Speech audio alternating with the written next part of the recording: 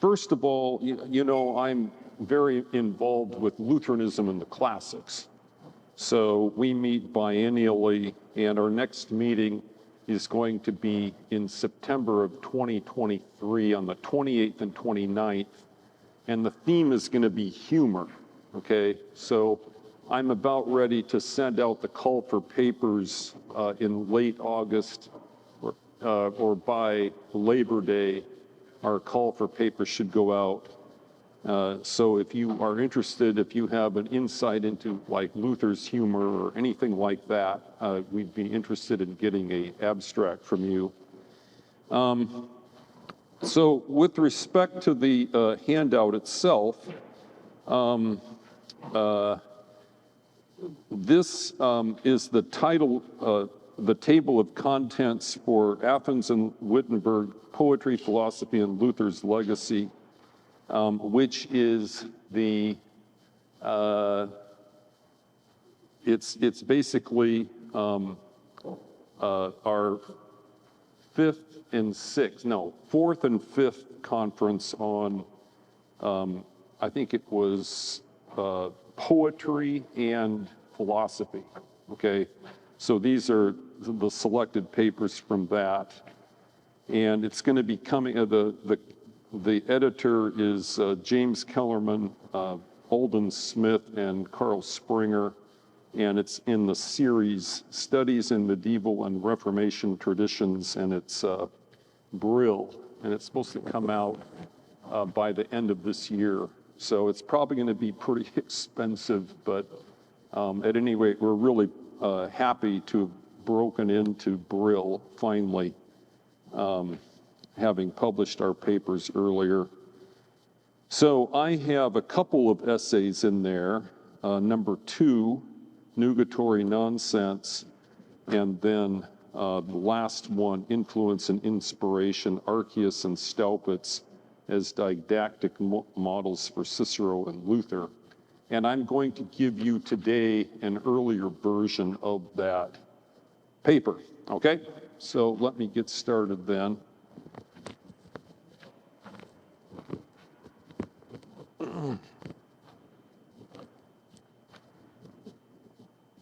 Many a would-be academic has been inspired by a professor to go the distance and thus perpetuate the contribution and reach of the gifted teacher.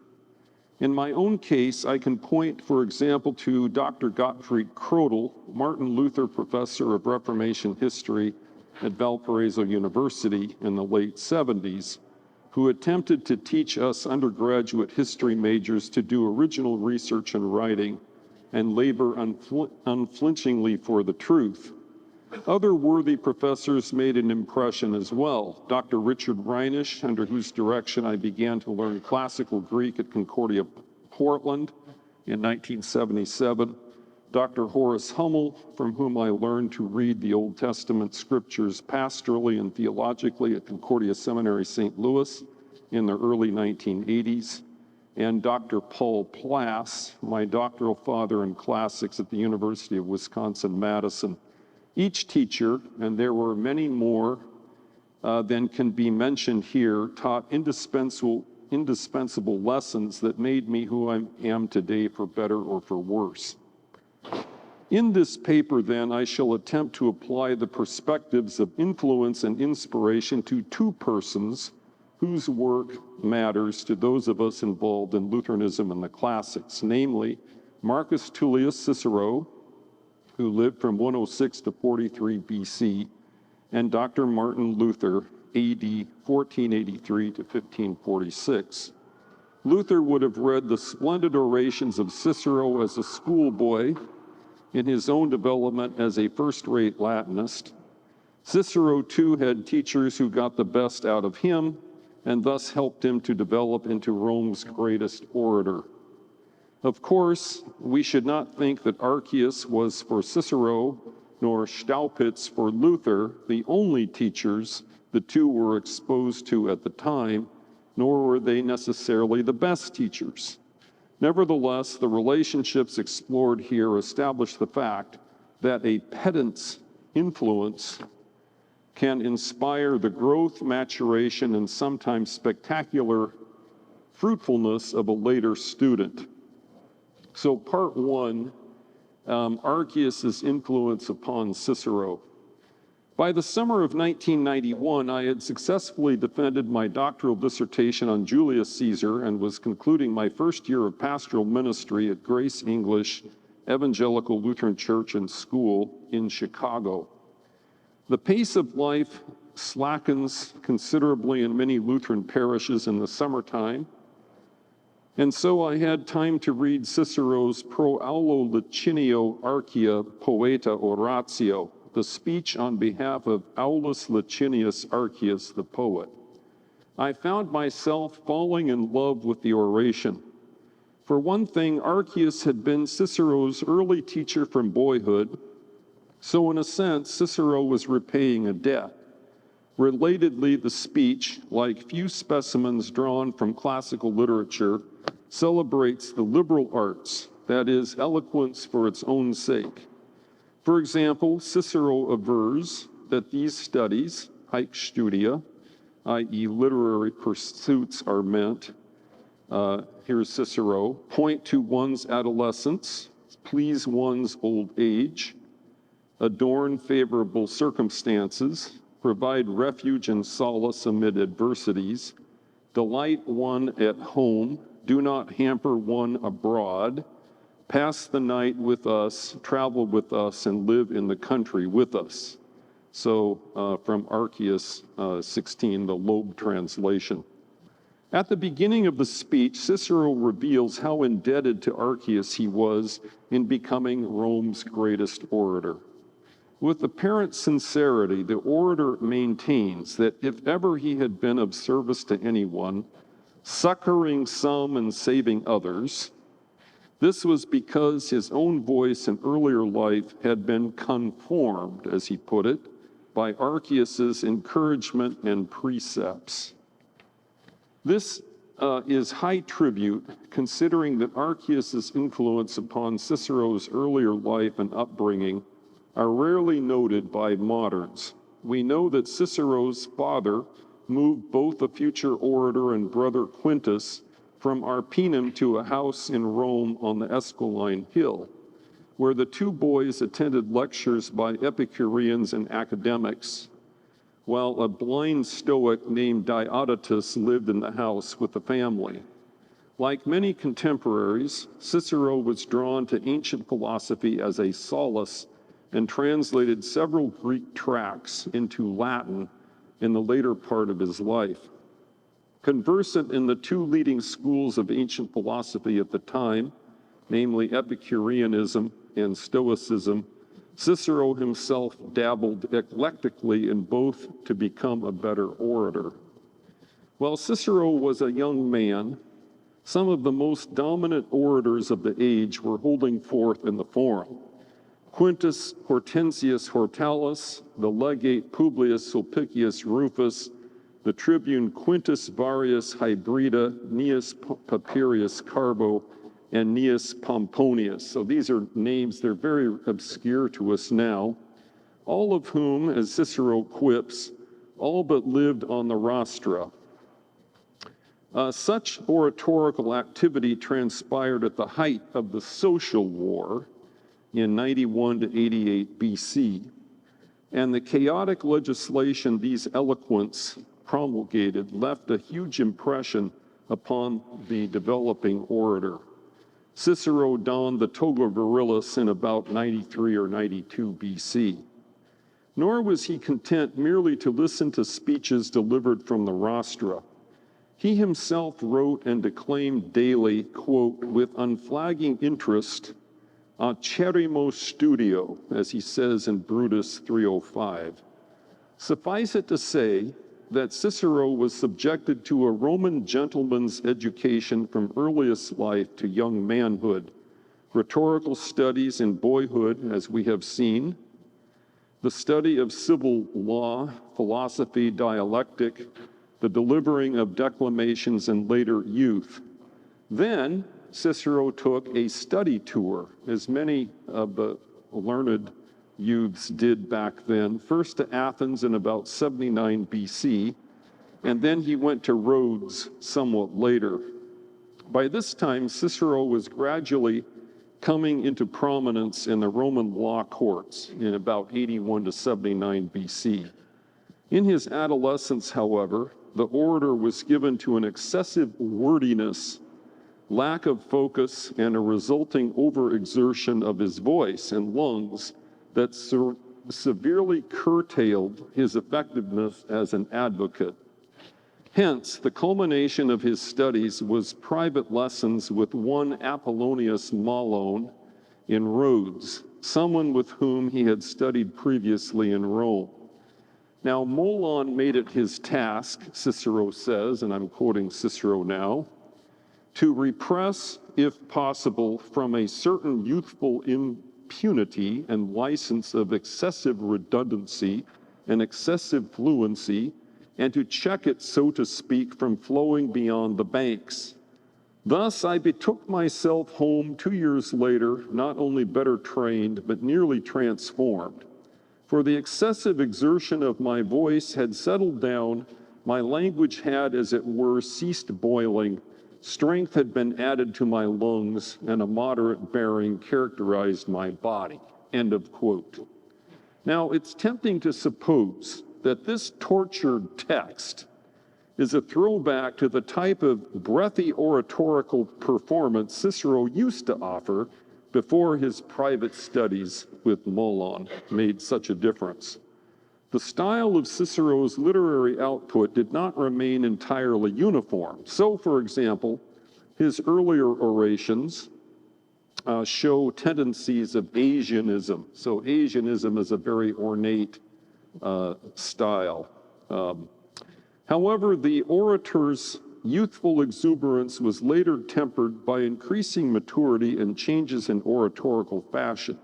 As anyone knows who reads Latin, there are much easier Ciceronian passages to translate than this one, such as, for example, the 4 Catilinarians, that still may be read and appreciated by properly prepared modern high school students today, still today.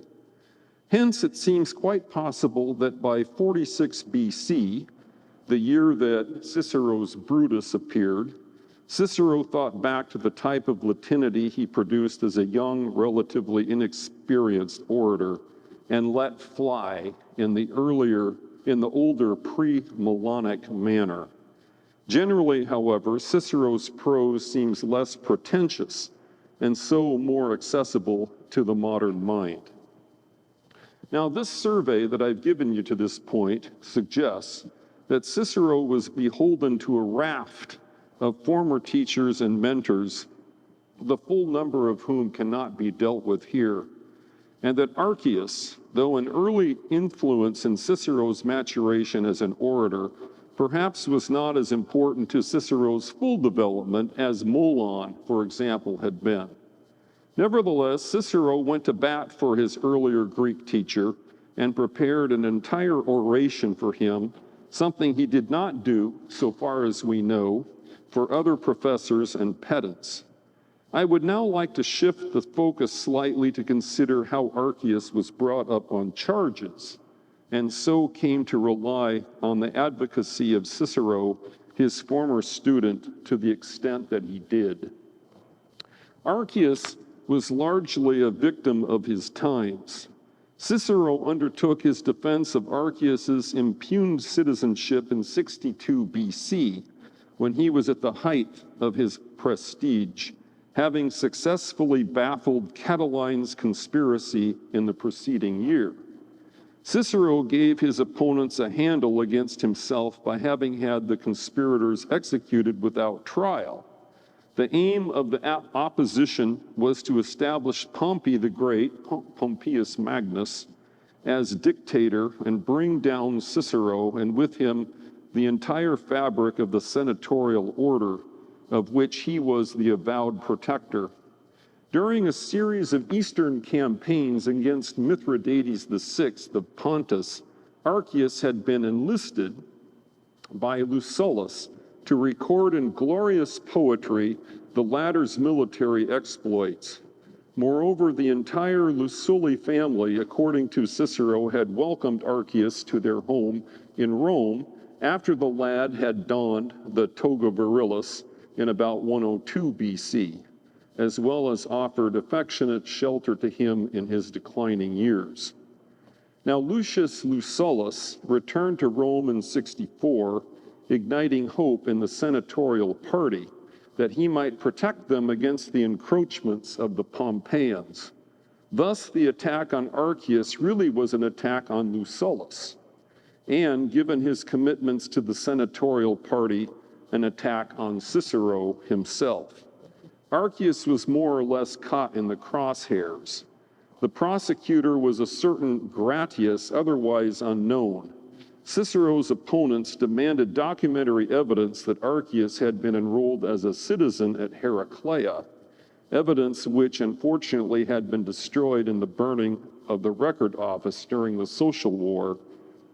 But why should Gratius or anyone else insist upon documentary evidence, which could no longer be produced, while shutting one's ears to the testimony of living men, representatives of Heraclea who had come to Rome for the express purpose of presenting their city's official evidence of Archias's enrollment, and of Marcus Lucullus, the brother of Lucius, who is ready to state, quote, not what he thinks, but what he knows, not what he heard, but what he saw, not that he merely was present at the event, but that he was the agent of it, end of quote.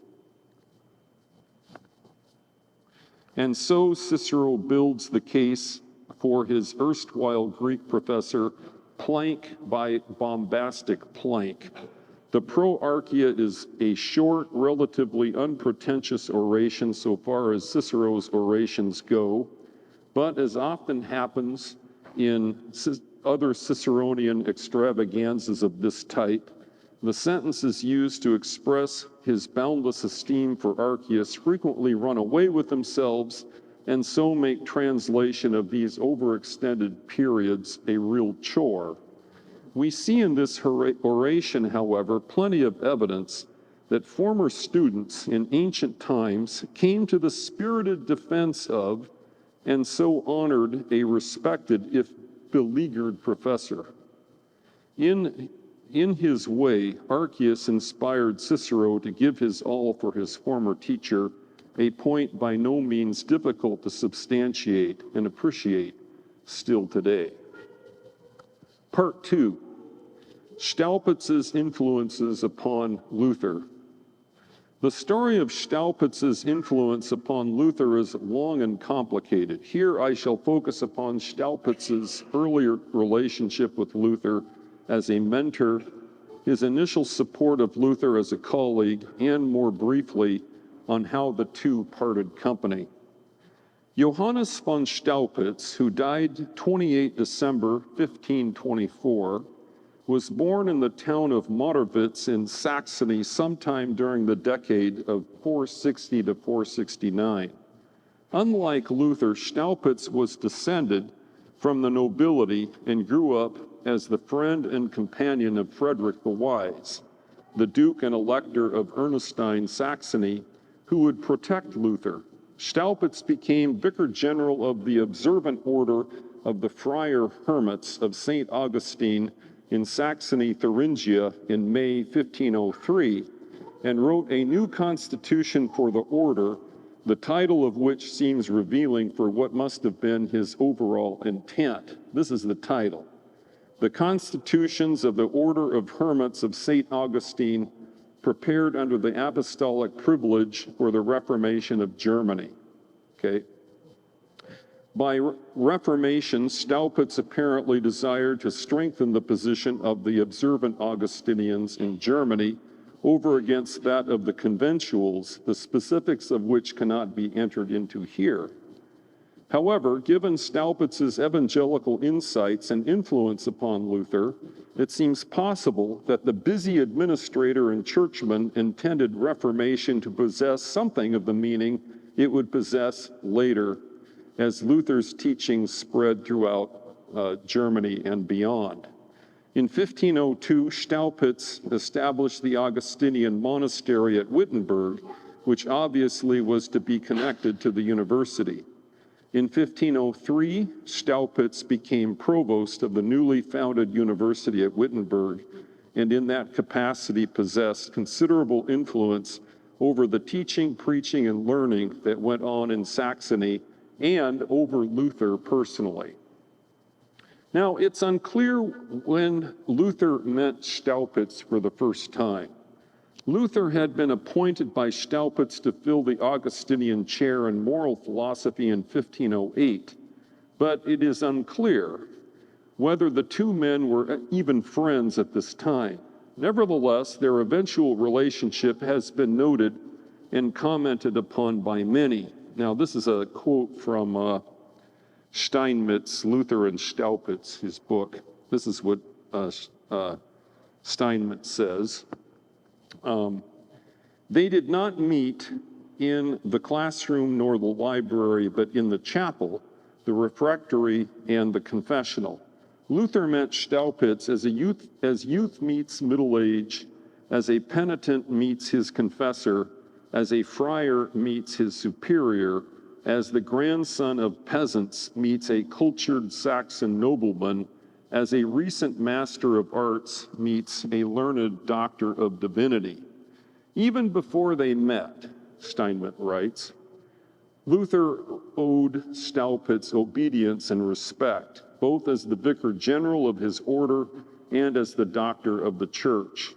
While their first encounter blossomed into friendship, Luther was always quite specific in locating the crucial moments of that relationship in the confessional or in pastoral conversation relating to the confessional.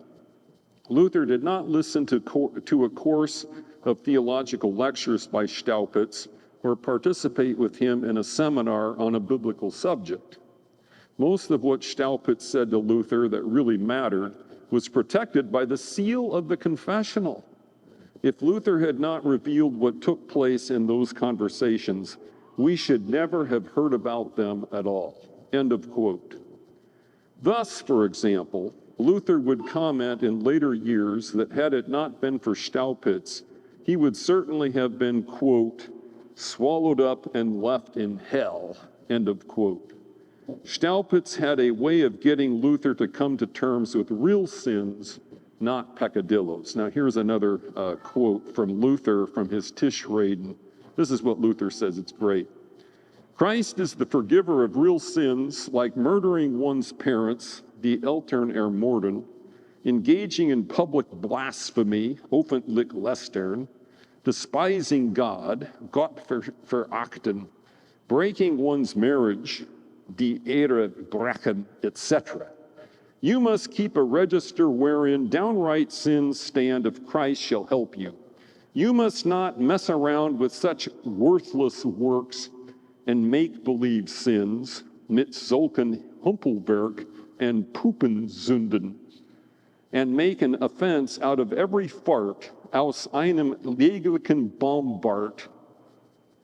So, I didn't know what Bombard meant. Ben Mays had to help me find that in an old German dictionary. Now, the worst thing a pastor-confessor can do with an earnest penitent like Luther is nurse along vapid neuroses, shield one from honest confrontation with the fact that an unwillingness to take God's mercy to heart can have perilous and eternal consequences. When Luther was at a Corpus Christi procession, he was filled with such dread of the sacrament that sweat broke out and he was convinced that he would die. Later, at confession, when Luther cried out to Staupitz about the experience, the astute confessor exclaimed, "Dear me, your thoughts are not Christ." Luther concludes the reminiscence with the observation that he took Staupitz's word mit Freuden, with joy, and that it was for him sehr tröstlich, very comforting.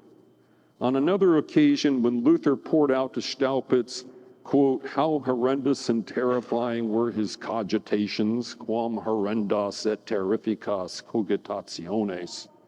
The confessor pointed out that God would use that tentatio to shape Luther as a servant, quote, for the accomplishment of great things, ad res magnas gerendas, okay?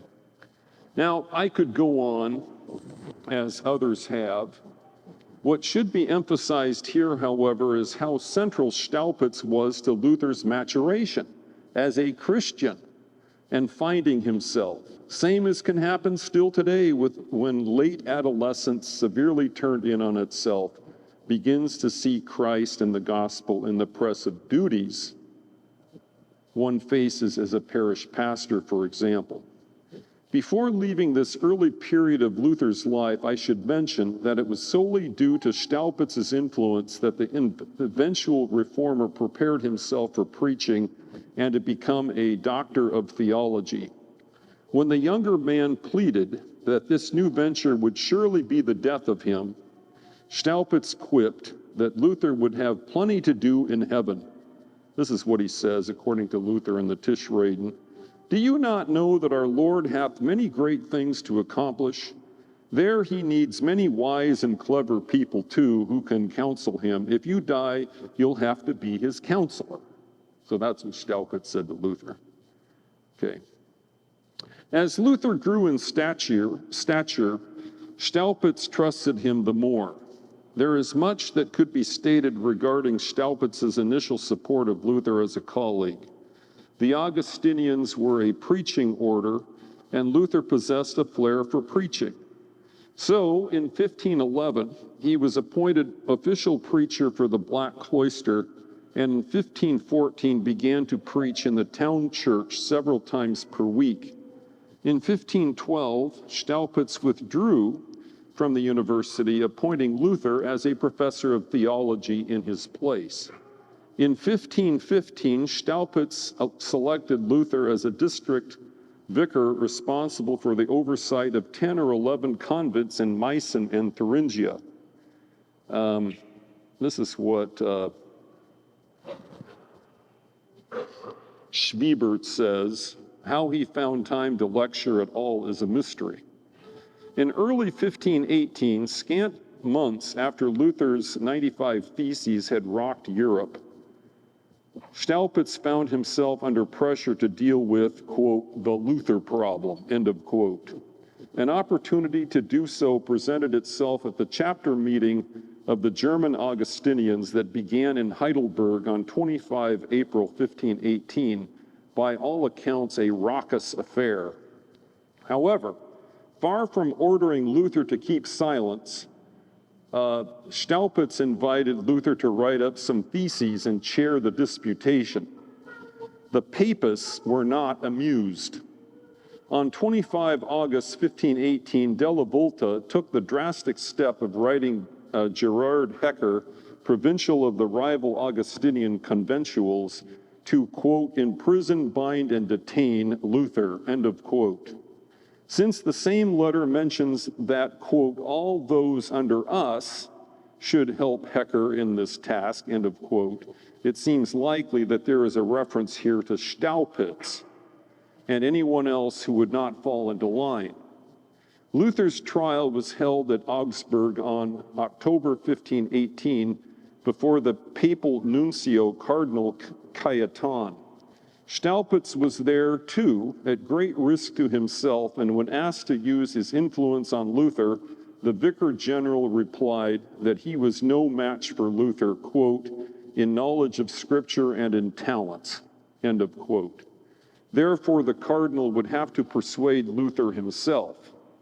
But as the two were at loggerheads, that solution was impossible. Staupitz beat a hasty retreat from Augsburg without paying farewell respects to the nuncio, and Luther bolted in the middle of the night several days later, alarmed by a rumor that his opponent possessed a mandate to put both Luther and Staupitz in prison.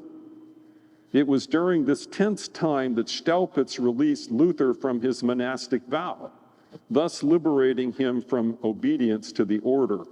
Probably this was for Luther's safety and to avoid the possibility of bringing further disrepute upon the order.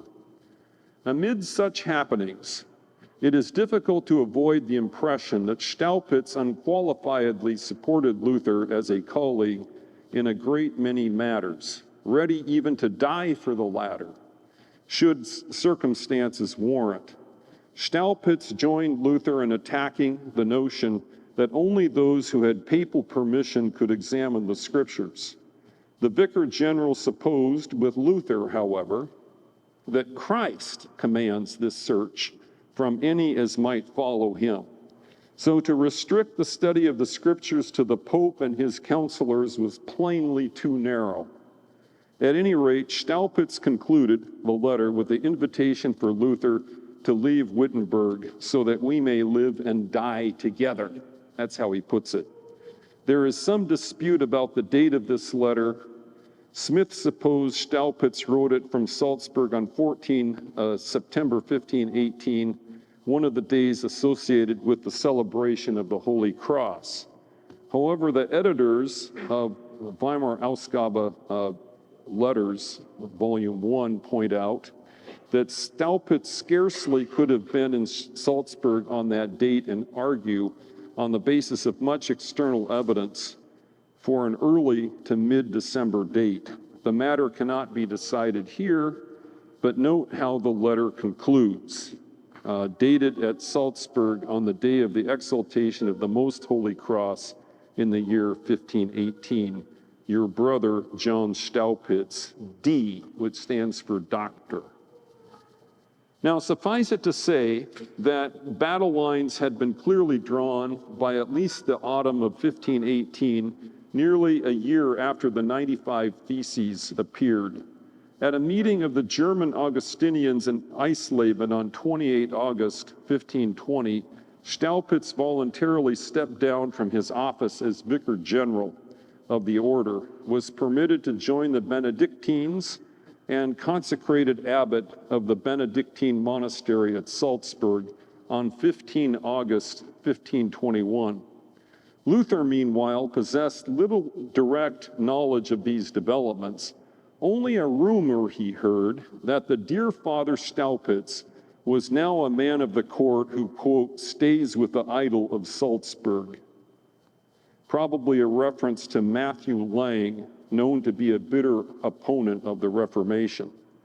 Luther was greatly put out that his former confessor had become an abbot, that he had put himself into the hands of, quote, that monster your cardinal, and that he feared for Staupitz's soul. This is what Luther writes to Staupitz.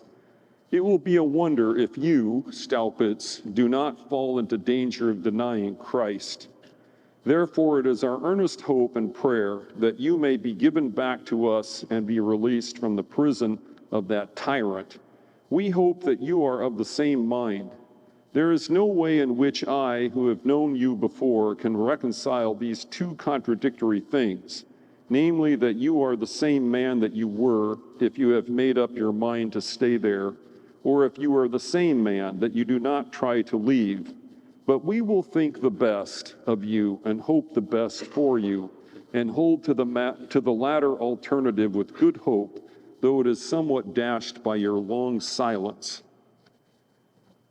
End of quote. And this after acknowledging that it was through Staupitz that, quote, the light of the gospel first began to shine out of the darkness in my heart. Luther himself would later say of Staupitz that he had, quote, begun this doctrine.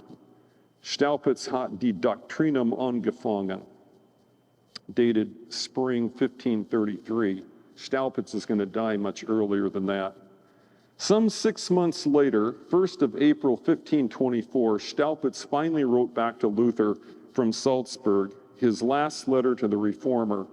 He claimed that his faith in Christ and in the gospel were as constant as ever, even if he was in need of a prayer that Christ, quote, might help my unbelief, and that he might, quote, abhor human things and not love the church lukewarmly. Likewise, his love for Luther was, quote, most constant, exceeding like Jonathan's love for David, even man's love for a woman.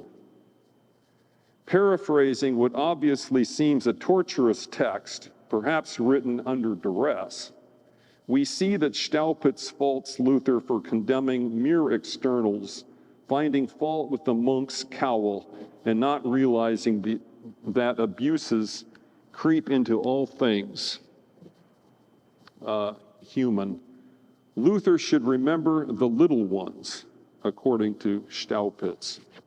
Within days of having dispatched this last letter to Luther, Staupitz informed Father Kilian in Salzburg that he was in poor health and living under the supervision of a physician. He became physically weaker thereafter and would die on 28 December 1524, buried at St. Peter's in Salzburg. In 1559, much later, Staupitz's works were placed on the Index of Prohibited Books by Pope Paul IV. The last several paragraphs have charted how Staupitz and Luther parted company. One would have to say that it happened gradually over the course of several chaotic years, nor did their increased physical distance help the relationship. But basically, Luther, quote, grew into, end of quote, his role as the leader of the Reform movement in Germany, whereas Staupitz, several years Luther's senior and perhaps more set in his ways, could not follow his understudy for several reasons that need not be considered here. We've actually considered several of them already. That is my Lutheran take on the situation, which could be wrong, or at least inadequate. Franz Posset makes a strong case for the possibility that Staupitz served as, quote, the forerunner of the Catholic Reformation, end of quote. He documents at least that during his final preaching as abbot over the Benedictines, Staupitz never lost his pastoral and evangelical focus. For example, that justification happens through the sacraments and that heart contrition should precede oral confession. When Luther reported news of Staupitz's passing to Nicholas von Amsdorf, the abbot's nephew, he wrote, Staupitz has withdrawn from the living. Staupitius excessit e vivis, having occupied himself with a brief tyranny, brevi functus potentatu. Probably Luther meant Staupitz's living conditions at Salzburg under Cardinal Lang as he imagined them. Conclusion.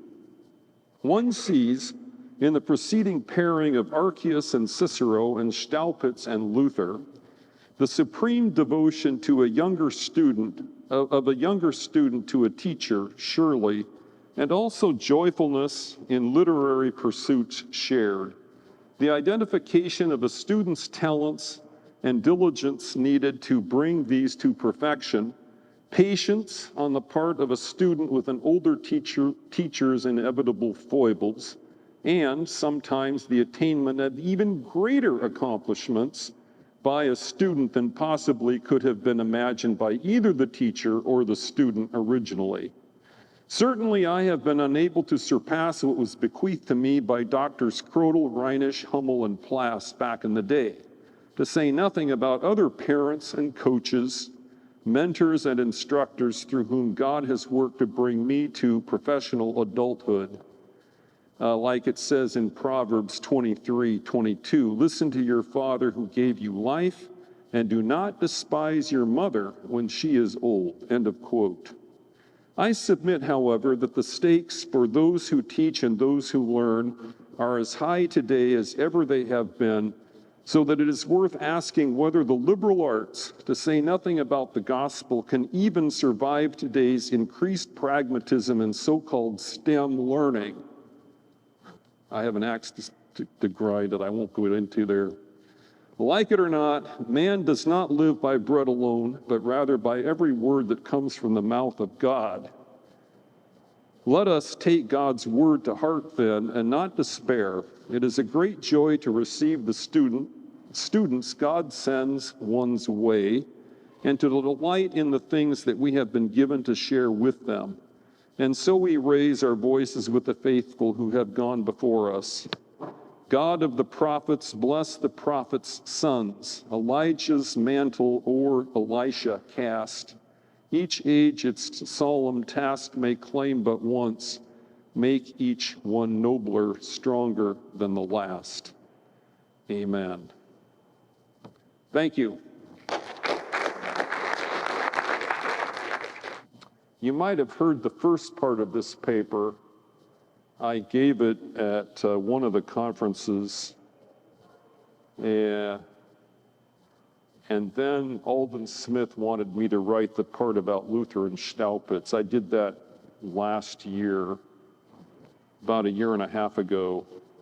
So that was fun getting into Staupitz and Luther. So, I mean, the basic point being that you learn from a professor, and then you put what you learn to practice, and then you may go your own way and maybe even exceed what the professor did. And you may have a violent parting of the ways, as I did with Crodel. I got in a big fight with Crodel the day before I graduated from Valpo. I kind of bombed my senior project, and so I didn't talk to the man for 10 years, even though I learned so much from him. So, I went to seminary at St. Louis and learned some things that helped me, and then about 15 years after that, my first article came out, and I gave him an off-print, and thought, Nordling, I think I had a fight with you years ago. And so that happened right before I took the position and taught at Valpo. And when I was at Valpo, Crodel was kind of like my father. He was very influential and very helpful for me, gave me good advice. So, any of you know Crodel?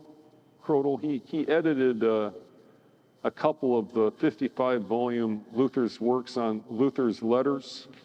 He did 2 of those volumes. So Crodel was very important. He had been, his dad was a pastor in Nuremberg, and Crodel and his brother is a New Testament professor. They had both been in the Hitler Youth. Okay? So during World War II, he was on the other side, and his family harbored Jews.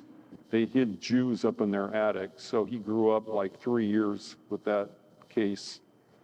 So I really enjoyed him when I was a student. That's why I went to study at Valpo, was so I could study under him, right? And most of the students at Valpo didn't care for Crodel at all because he was irascible and tough, and they were afraid of him. I remember one of the classes I had was history of the High Middle Ages, and there were only 2 of us in the class, okay? Myself and John Wolfe. And but it was a great class, and I respected him a lot. So, okay, anything else? All right, thank you very much.